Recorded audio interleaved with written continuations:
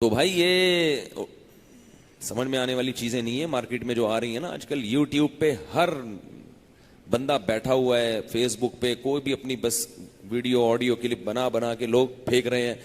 ہاتھ جوڑ کے کہتا ہوں مجھے کوئی مسلک پرستی کا شوق نہیں ہے, نہ مجھے کوئی تعصب ہے. مذاہب اربعہ کے کو جب تک فالو کرتے رہو گے, ان چاروں اماموں کو, اس وقت تک خیر میں رہو گے. زیادہ سے زیادہ اگر غلطی ہوگی تو ایک اجتہادی خطا ہوگی جس میں کسی بڑے مجتہد کا قول ہوگا. اتنی بڑی خطا نہیں ہوگی کہ بالکل ہی آؤٹ ہو جاؤ. لیکن ان مذاہب اربعہ سے نکل گئے تو پھر بریکیں فیل ہیں, پھر بریکیں فیل ہیں. ہر شخص قرآن و حدیث کا لیبل لگا کے تمہیں کہاں سے کہاں لے جائے گا. تو جب بھی کوئی آیا کرے نا تو آپ اس سے پوچھو ان چاروں ائمہ میں سے کسی کا اس پہ قول ہے, فتویٰ ہے. اگر وہ کہے نہیں ہے تو آپ بولو بھائی ان کی عقل آپ کی عقل سے زیادہ تھی. وہ کہے گا نہیں ہم قرآن و حدیث کو ماننے کا ہمیں حکم ہے, ہمیں ائمہ کو فالو کرنے کا حکم نہیں ہے. تو بولو قرآن و حدیث وہ لوگ ہم سے زیادہ سمجھتے تھے. دیٹس آل, ختم ہو گئی بات. ایک چھوٹی سی بات کر کے یہ ٹاپک کمپلیٹ کر کے پھر اپنے موضوع کی طرف چلتا ہوں. دیکھو اسلام میں جو پہلا فرقہ پیدا ہوا ہے وہ قرآن و حدیث کے نام پہ پیدا ہوا ہے.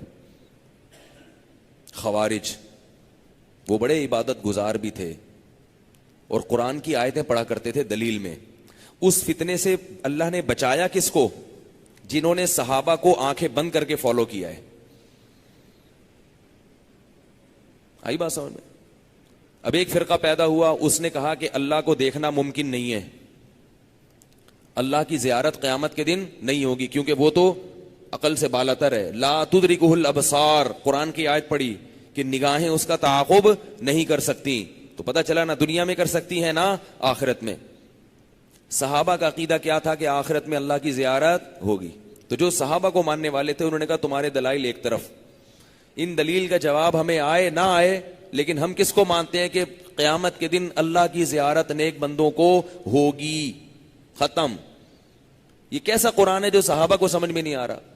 پھر یاد رکھو صحابہ پہ معاملہ آ کے رکتا نہیں ہے. بعض کہتے ہیں ہم صحابہ کو مانتے ہیں اس کے بعد کسی کو نہیں مانتے. غلط. صحابہ کو ماننے والے کون تھے؟ تابعین. تابعین میں جو ائمہ ہیں مشہور ہیں, ایسے نہیں کہ ہر ایک میں تو گمراہ بھی ملیں گے آپ کو. خوارج بھی ہیں تابعین میں, معتزلی بھی ہیں, روافض بھی ہیں, ہر طرح کے لوگ ہیں. تابعین میں جو اہل سنت والجماعت کے امام سمجھے جاتے ہیں, جن کے فتاوی کو فالو کیا جاتا ہے, حدیث میں جن کو امام سمجھا گیا ہے, پھر ہم ان کو فالو کرتے ہیں, پھر ان کے شاگردوں کو فالو کرتے ہیں, پھر امت نے جن پر اعتماد کیا. امام بخاری کو ہم کیوں مانتے ہیں محدث؟ امت نے کہا, ورنہ ہمارے پاس کوئی قرآن و حدیث سے دلیل ہے کہ امام بخاری محدث ہیں بھائی. لیکن امام بخاری کو ہم فقہا میں شمار نہیں کرتے کیونکہ امت نے ان کو فقہا میں شمار نہیں کیا. اس کی سب سے بڑی دلیل یہ ہے کہ کہیں بھی فقہی مسئلے پر بحث ہوتی ہے کتابوں میں, اس میں امام بخاری کا تذکرہ نہیں ہوتا. امام ترمذی امام بخاری کے شاگرد ہیں. جب بھی کوئی حدیث بیان کرتے ہیں جس میں کوئی اختلافی مسئلہ ہوتا ہے, اس میں ابو حنیفہ کا قول ذکر کریں گے اہل کوفہ کے نام سے یا امام حنیفہ کے نام سے, عبداللہ بن مبارک کا قول ذکر کریں گے, امام احمد کا, امام شافعی کا, اپنے استاذ امام بخاری کا قول ذکر نہیں کرتے کیونکہ وہ جانتے ہیں کہ ان کو حدیث میں شہرت ہے. قرآن و حدیث سے جو مسائل نکالنے کا فن ہے اس میں اللہ نے ان کو شہرت اور مہارت نہیں دی.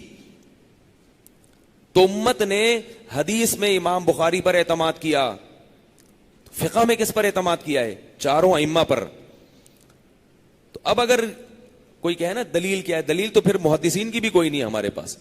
تو اس لیے آپ قرآن و حدیث کو فالو کریں, مگر قرآن و حدیث کی وہ فہم جس پر صحابہ تابعین چلے, ائمہ اربعہ چلے. سمجھ رہے ہو بات کو؟